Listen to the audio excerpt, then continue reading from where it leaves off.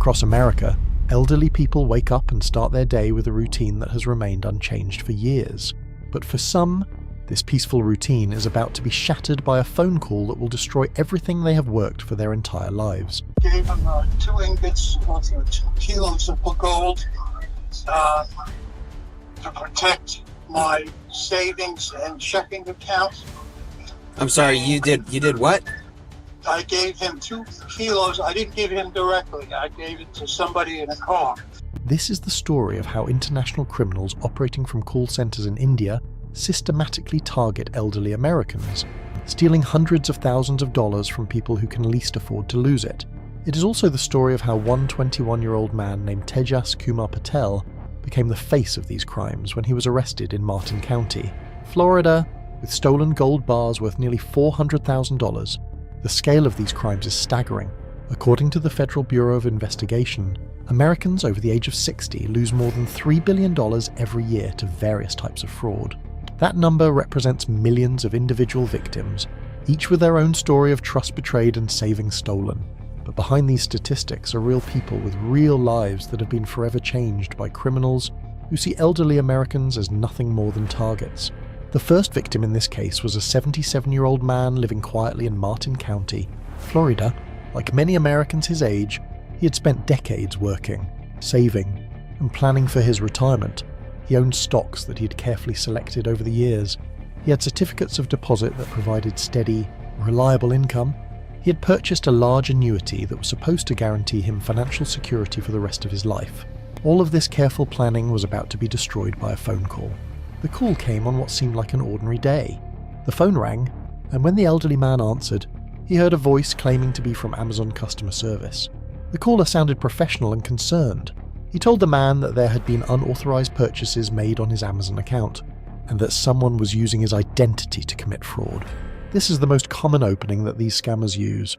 They choose Amazon because almost everyone has an Amazon account, and the idea of unauthorized purchases immediately creates anxiety.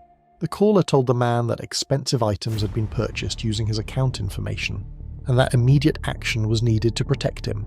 But this was just the beginning. The Amazon representative then told the man that the problem was much more serious than just a compromised shopping account.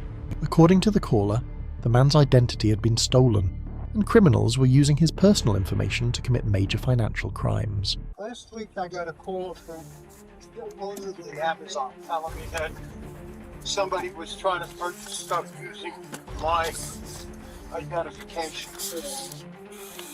So they called to verify it. I said, no, that's not me. I don't know anything about it.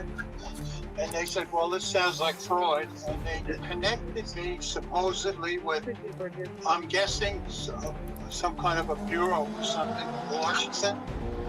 They have a whole bunch of charges against me and my social security number involving, I don't know, eight banks and a whole bunch of stuff. And money that supposedly went to Syria. And this agent called me up, and I did what he asked. I gave him 2 ingots or 2 kilos of gold to protect my savings and checking account. At this point, the caller did something that made the scam seem more legitimate. He told the man that he needed to be transferred to a specialist who could help him. The call was transferred to someone claiming to be an investigative agent from the Social Security Bureau. Of course, no such bureau exists. The Social Security Administration has investigators, but they do not call random citizens to discuss ongoing investigations. But the elderly man had no reason to know this. The transfer made the whole situation seem more official, more real, more urgent. The fake Social Security agent took control of the call with an air of authority and urgency. He told the man that his Social Security number had been compromised and was being used in a major criminal operation. According to this fake agent, there were multiple fraudulent charges under the man's name involving 8 different banks. Even worse, the agent claimed that large sums of money had been sent to Syria using the man's identity. Think about what this elderly man was hearing. Someone was telling him that his most personal information, his Social Security number, had been stolen. Someone was telling him that his name was being used in connection with terrorism financing. Someone was telling him that 8 different banks were involved in fraudulent activities connected to his identity. For someone who has lived his entire life as a law-abiding citizen, He was paid his taxes, followed the rules, and tried to do the right thing. These accusations must have been terrifying. The scammers know exactly how to push these psychological buttons. They know that elderly Americans, particularly those who lived through World War II and the Cold War, are especially sensitive to suggestions that they might be connected to foreign enemies or criminal activities. The fake agent continued to build the story. He told the man that federal authorities were investigating a major international money laundering operation, and that the man's identity had somehow become entangled in this investigation. The agent claimed that if immediate action was not taken, the man could face serious legal consequences, including the freezing of all his bank accounts and possible arrest. This is where the scam becomes truly diabolical. The criminals are not just trying to steal money, they are trying to convince their victim that he is already in legal jeopardy, and that the only way to avoid prosecution is to follow their instructions exactly. The fake agent told the man that in order to protect his assets and prove his innocence, he needed to convert his savings into gold immediately. Gold, the agent explained, could not be traced by the criminals who had stolen his identity. Gold could not be frozen by federal authorities. Gold was the only safe way to protect his life savings while the investigation was ongoing. The agent instructed the man to liquidate all of his investments.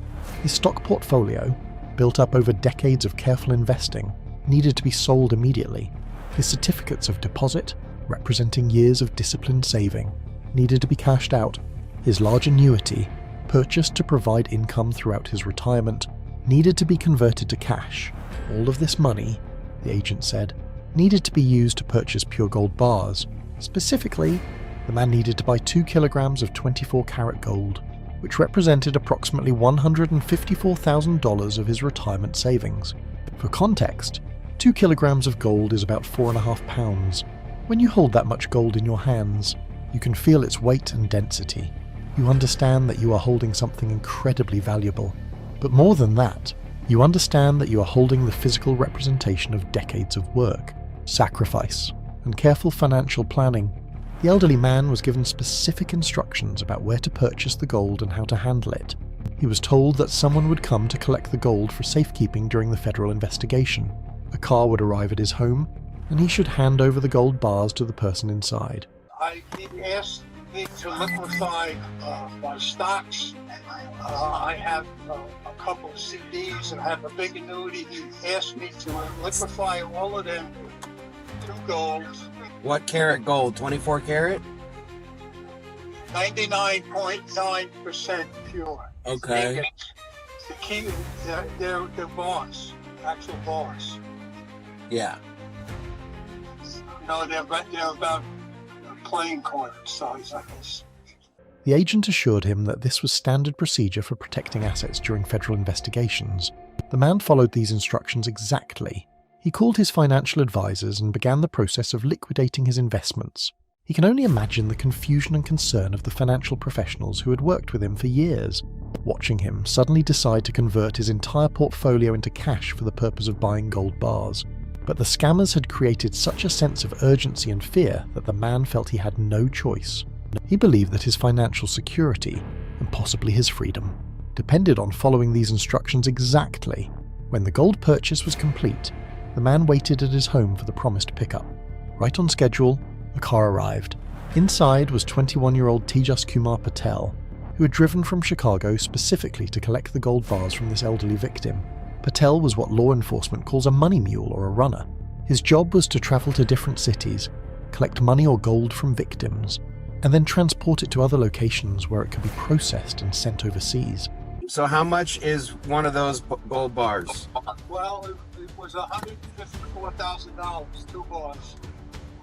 So one bar is $154,000 or No, both? one bar was, I don't know, split in half. Okay, so $154,000. He was not the mastermind behind the operation, but he was a crucial part of the criminal network. For his role in these crimes, Patel received a percentage of what he collected. The majority of the stolen money went back to the scammer organization operating from call centers in India. For someone like Patel, who may have come to America seeking better economic opportunities, this seemed like a way to make easy money quickly. The elderly man handed over his 2 kilograms of gold bars to Patel without hesitation.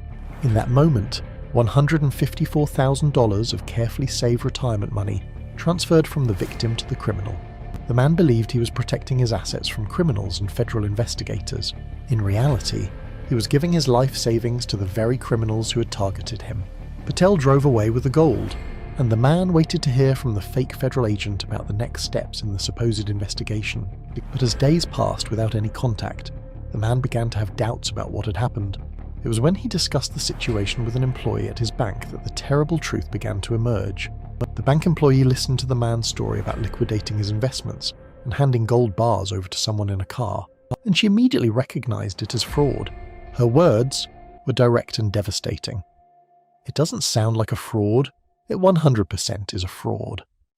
Yeah, I'm gonna tell you, it doesn't sound like a fraud. It 100% is a fraud. In that moment, the man realized that he had been completely deceived. His trust had been exploited, his fear had been manipulated, and his life savings were gone. Try to imagine what this realization must have felt like. This man had worked for decades to build his financial security. He had made sacrifices, lived within his means, and carefully planned for his retirement years. In a matter of days, all of that careful planning had been destroyed by criminals who saw him as nothing more than a source of easy money. The emotional impact of this kind of victimization goes far beyond the financial loss. Victims often experience intense shame and embarrassment. They blame themselves for being fooled, even though they were targeted by sophisticated criminals using psychological manipulation techniques. They lose confidence in their own judgment and may become afraid to make any financial decisions. For elderly victims, these impacts can be particularly severe. Many are living on fixed incomes and do not have the time or ability to rebuild their savings. What might be a recoverable loss for a younger person can mean the difference between a comfortable retirement and poverty for someone in their 70s or 80s. But this story was far from over. While law enforcement was investigating the first victim's case, Patel was already working on his next target.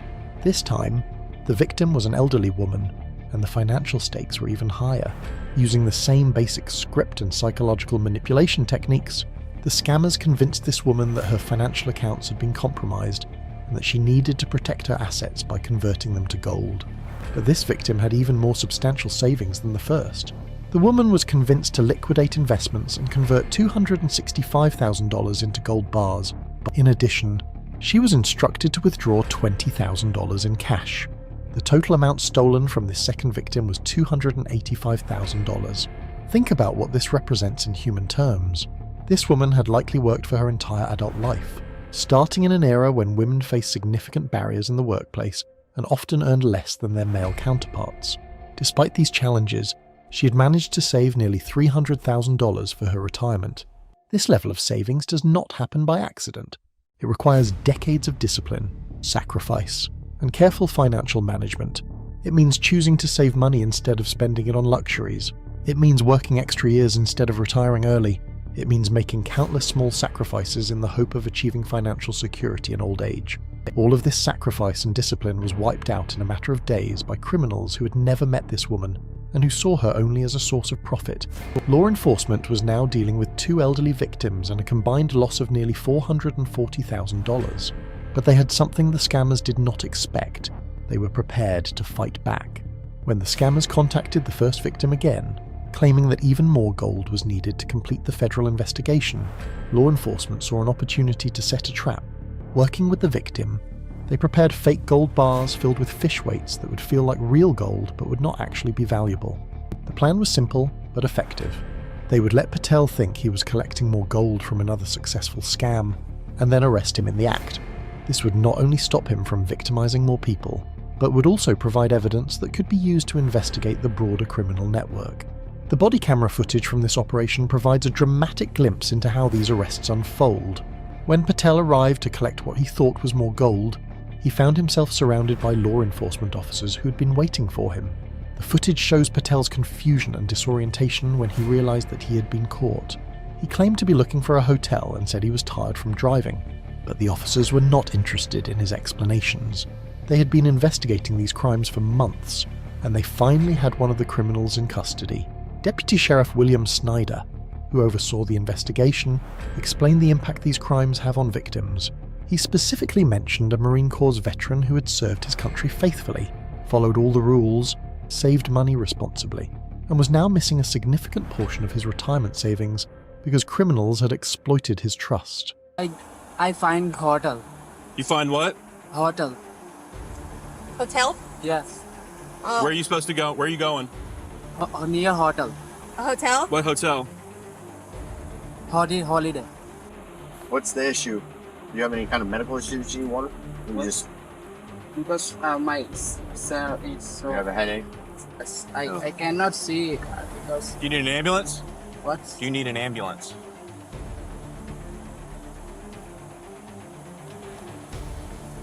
Can we not talk? Mine. Start fire rescue. Yeah. Please. This detail adds another layer of tragedy to these crimes. The scammers are not just targeting random elderly people. They are targeting individuals who have served their country, who have contributed to their communities, who have done everything society expects of them. They are stealing from people who have earned respect and security through a lifetime of service and hard work. When officers searched Patel's rental car, they found evidence that connected him to even more crimes. Hidden in the vehicle were additional gold bars worth $240,000 that had been stolen from the elderly woman victim in St. Lucie County. This physical evidence directly linked Patel to multiple victims across different jurisdictions. The discovery of this additional gold brought the total amount of stolen assets recovered from Patel's car to nearly $400,000. But law enforcement officials believe that this represents only a fraction of the total amount these criminal networks have stolen from elderly Americans. Patel was charged with multiple counts of grand theft, organized crime, and other serious felonies. His bond was set at $50,000, and federal authorities began investigating the broader criminal network that he was working for. The charges against Patel reflect the seriousness of these crimes. Grand theft in the first degree typically applies to thefts of more than $100,000 and can result in decades in prison. The organised crime charges recognise that these are not isolated incidents, but part of a coordinated criminal enterprise that spans multiple states and countries.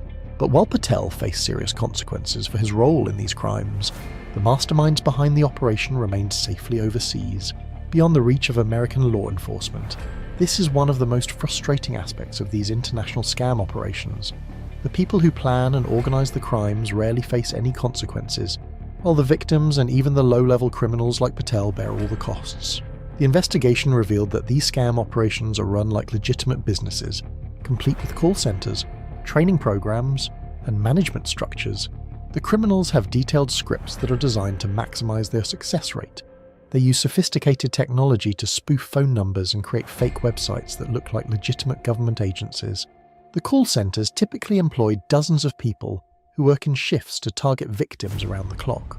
New employees are trained in the psychological techniques that are most effective for manipulating elderly victims. They learn how to create fear, establish false authority, and pressure victims into making immediate decisions. The most successful scammers, those who steal the most money from victims, are promoted to supervisory positions and receive bonuses. The entire operation is structured to incentivize stealing as much money as possible from vulnerable people. These criminal organizations operate primarily from countries like India, where they can function with relative impunity. Local law enforcement in these countries often lacks the resources or motivation to pursue these crimes, especially since the victims are in other countries. Even when arrests are made, the criminals often face minimal sentences and can quickly return to their illegal activities. The technology that enables these scams is constantly evolving. Criminals can now use voice-over internet protocol systems to make their calls appear to come from legitimate phone numbers. They can create fake websites that are virtually indistinguishable from real government sites. But the basic psychology of the scam remains unchanged. The criminals create fear by telling victims that they are in legal or financial jeopardy. They establish false authority by claiming to be government agents or law enforcement officers. Can I say one thing? One man told me that that's why I can do this. Huh? One man told me. One man, what are you talking about? One man what? One man told me, you pick this and you drop in Miami. That's A why man I... told you that? Yes. Who? What man? Yeah, this... They create artificial time pressure by insisting that immediate action is required, and then they exploit the victim's trust and desire to do the right thing. These psychological techniques are particularly effective against elderly victims for several reasons. Older Americans grew up in an era when authority figures were generally trusted and respected. They are less familiar with modern technology and may not understand how easy it is for criminals to fake caller identification or create convincing websites. They often have substantial savings that make them attractive targets, and they may be socially isolated, making them more likely to engage with callers who seem concerned about their welfare. The criminals understand these vulnerabilities perfectly and tailor their approach accordingly. They know that elderly people are more likely to have heard of social security fraud, so they use this as a hook to get victims' attention. They know that older Americans are concerned about terrorism and foreign threats, so they incorporate these fears into their stories. They know that elderly people respect law enforcement, so they impersonate federal agents and deputies. The impact of these crimes extends far beyond the immediate victims. Family members often feel guilty for not recognizing the warning signs or for not being able to protect their elderly relatives. Adult children may need to provide financial support to parents who have lost their retirement savings. The stress of these situations can damage family relationships and create long-lasting resentment and blame. Communities also suffer when elderly residents become victims of these scams. Local banks, financial advisors, and other professionals must spend time and resources helping victims deal with the aftermath of these crimes. Law enforcement agencies must divert resources from other priorities to investigate these cases. The overall sense of trust and security in the community can be damaged when residents realize how vulnerable they are to these sophisticated criminals. The economic impact of these crimes is enormous. The Federal Bureau of Investigation estimates that Americans lose billions of dollars each year to various types of fraud, with elderly Americans being disproportionately targeted. But these official statistics likely represent only a fraction of the true losses, because many victims are too embarrassed to report these crimes, or do not realize they have been victimized until it is too late to recover their money. Each dollar stolen from an elderly victim represents money that will not be spent in the local economy, will not be passed on to children and grandchildren, and will not be donated to charitable causes. The economic ripple effects of these crimes extend throughout entire communities and regions. Law enforcement agencies are fighting back with improved training, better interagency cooperation, and public education campaigns. The Federal Bureau of Investigation has created specialized units that focus on crimes against the elderly. Local sheriff's departments like the one in Martin County are working more closely with federal authorities to investigate these cases. Banks and financial institutions are training their employees to recognize the warning signs of these scams. But law enforcement officials acknowledge that they are often outgunned by criminal organizations that have more resources, fewer legal constraints, and the ability to operate across international boundaries. For every criminal like Patel who is arrested, there are dozens more ready to take his place. The arrest of Patel and the recovery of nearly $400,000 in stolen gold represents a significant victory for law enforcement, but it is only one small battle in a much larger war. Federal authorities continue to investigate the broader criminal network that employed Patel, hoping to identify and prosecute more members of the organization. The investigation has revealed connections to similar criminal operations in other states and other countries. Law enforcement officials believe that the network that targeted these Florida victims is responsible for stealing millions of dollars from elderly Americans across the country. But even as law enforcement works to dismantle these criminal networks, new ones are constantly emerging to take their place. The profits from these crimes are so enormous, and the risks are perceived to be so low, that there is no shortage of criminals willing to participate in these operations. The victims in this case were fortunate in one important respect. Law enforcement took their cases seriously and worked hard to catch the criminals responsible. Too often, these crimes are not investigated thoroughly because they cross jurisdictional boundaries, because the evidence is complex, or because the victims are seen as having somehow contributed to their own victimization. Sheriff Snyder's approach in this case represents a different philosophy. He recognizes that the victims are not to blame for being targeted by sophisticated criminals using advanced psychological manipulation techniques. He understands that people like the Marine Corps veteran who lost part of his retirement savings deserve justice and support, not blame and dismissal. The case also highlights the crucial role that financial institution employees can play in preventing these crimes. The bank employee who recognized the first victim's story as fraud and encouraged him to contact law enforcement played a vital role in getting the investigation started. If more people in positions of trust knew how to recognize these scams, more victims could be protected. But education alone is not sufficient to solve this problem. These scams are constantly evolving, and the criminals are always finding new ways to make their stories more convincing and their techniques more effective.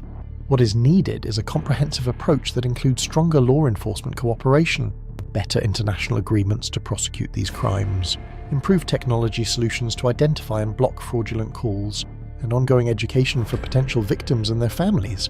The technology industry also has a role to play in combating these crimes. Phone companies could do more to prevent caller identification spoofing. Internet providers could work harder to shut down fake websites and fraudulent operations. Social media platforms could be more aggressive about removing content that promotes or facilitates these scams. Financial institutions could implement better safeguards to protect elderly customers from these crimes. This might include mandatory waiting periods for large transactions, additional verification requirements for elderly customers, or automatic alerts when customers make unusual financial decisions. But ultimately, the most effective defense against these crimes is awareness and education. Potential victims need to understand that legitimate government agencies do not call citizens to demand immediate payment or to request that assets be converted to gold or gift cards. They need to know that real law enforcement officers do not ask people to hand over money or valuables to mysterious individuals in cars. Family members need to be aware of the warning signs that an elderly relative may be targeted by scammers. These signs can include sudden changes in financial behavior, secretive phone calls, unexplained trips to banks or stores, or expressions of fear about legal or financial problems. The story of the 77-year-old man who lost $154,000 in gold bars serves as a powerful reminder of what can happen when these criminals succeed. This man spent decades building his financial security through careful planning and disciplined saving. In a matter of days, criminals destroyed everything he had worked for by exploiting his trust and manipulating his fears. The story of the elderly woman who lost $285,000 demonstrates that these crimes can happen to anyone, regardless of their level of education, financial sophistication, or life experience. The criminals are experts at psychological manipulation, and they have perfected techniques that can fool even intelligent, cautious people.